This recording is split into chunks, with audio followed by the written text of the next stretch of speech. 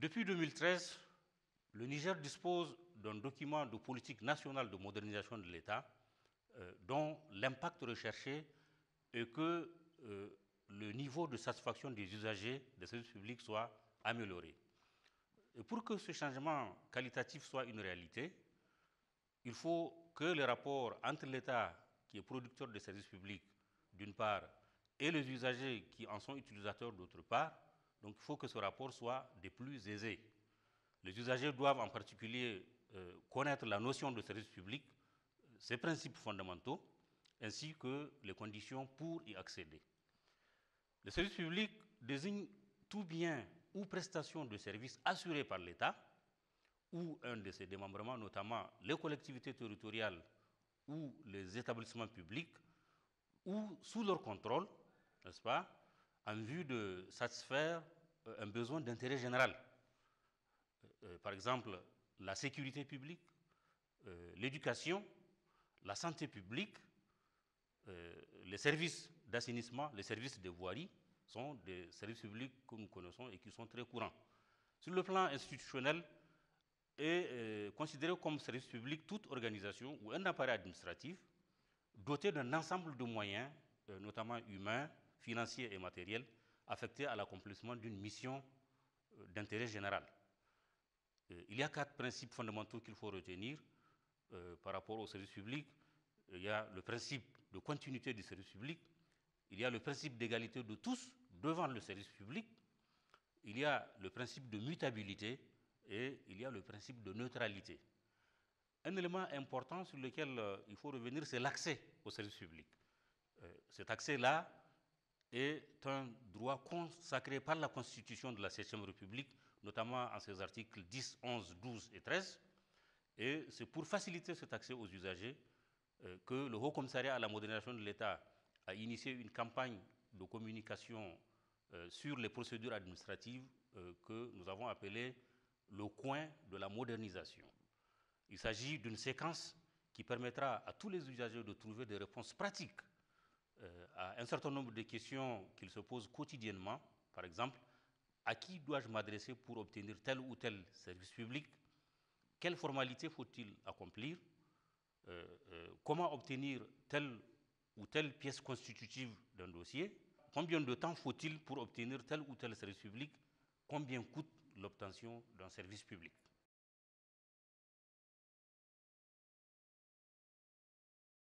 Nous avons l'honneur de vous parler de la procédure à suivre lorsque vous souhaitez vous brancher sur le réseau d'eau potable de la Société d'exploitation des eaux du Niger, SEN.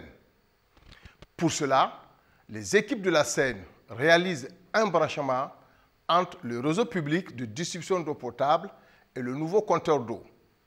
Une fois ce branchement réalisé, il est de votre responsabilité de procéder au raccordement de votre habitation jusqu'au compteur d'eau.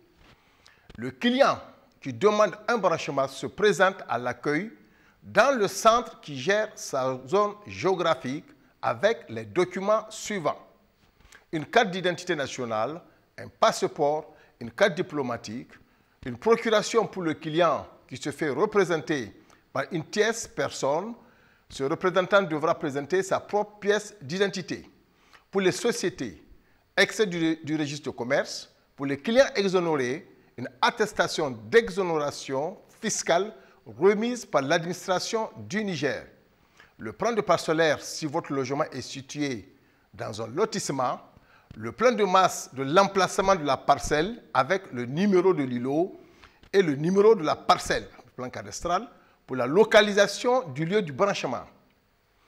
Dans les locaux de la SEN, un agent d'accueil est à votre disposition pour le contrôle du dossier remis par le client, la saisie et le remplissage de la demande de branchement. Cet agent va convenir avec vous d'une date et d'une heure de maîtrise.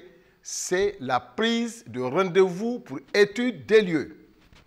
Il s'agit là de s'assurer de l'existence du réseau jusqu'au point de livraison et de mesurer perpendiculairement à la conduite la distance entre l'emplacement du compteur et le réseau. La visite des lieux permettra de vous établir un devis de branchement. La visite s'effectue en présence du client afin qu'il indique l'endroit où sera placé le compteur. Lors de la visite, pour mettre l'agent de devis confirme la possibilité des travaux. 3 cas de figure peuvent se présenter. Cas numéro 1, les travaux sont réalisables sans extension de réseau, établissement d'une facture de frais d'établissement de devis, règlement des frais d'établissement de devis à la caisse par le client, prise de rendez-vous pour remise du devis au client dans un délai de 7 jours, si le client accepte le devis de branchement, souscription d'une police d'abonnement, remise des factures au client par l'agent d'accueil, le client règle ses factures à la caisse moyennant un reçu de caisse, réalisation des travaux dans un délai de 15 jours à compter de la date de règlement du devis de branchement. Cas numéro 2. Les travaux ne sont réalisables qu'avec extension du réseau.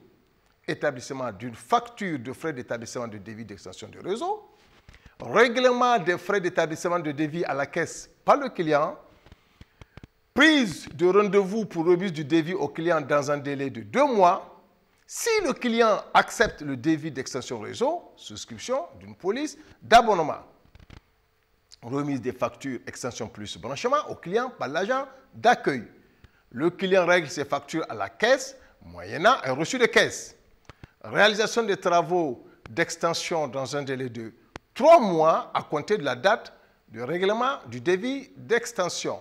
Cependant, le délai de réalisation du branchement de 15 jours court seulement à partir de la date de réalisation d'extension. Remboursement des frais d'établissement du devis au client après réalisation des travaux d'extension. Cas numéro 3, les travaux non réalisables avec extension du réseau. Si la réalisation des travaux est impossible, l'agent de devis note l'impossibilité de réalisation et son motif sur le formulaire de demande. La décision est reportée dans le dossier de demande de travaux.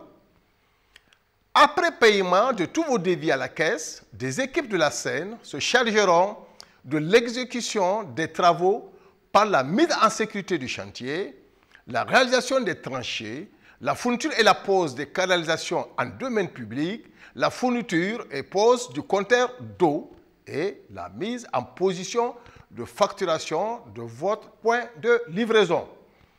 Les tarifs proposés sur le devis sont ceux qui ont été fixés par contrat avec l'autorité afférente. Les délais contractuels pour une demande de nouveau branchement sont de 48 heures pour le maîtrise, 7 jours pour l'établissement du devis après maîtrise, 15 jours pour l'exécution d'un branchement neuf après paiement. Les délais contractuels pour une demande de branchement ou autres travaux associés au branchement avec extension de réseau sont 48 heures pour le maîtrise. Le délai de réponse à une étude ou demande de renforcement de réseau est de 2 mois à partir du paiement du forfait d'établissement de devis. 3 mois pour l'exécution d'une extension après paiement. Voilà ce que nous pouvons dire succinctement sur la procédure de branchement sur le réseau d'eau potable de la Société d'exploitation des eaux du Niger. Et merci de votre attention.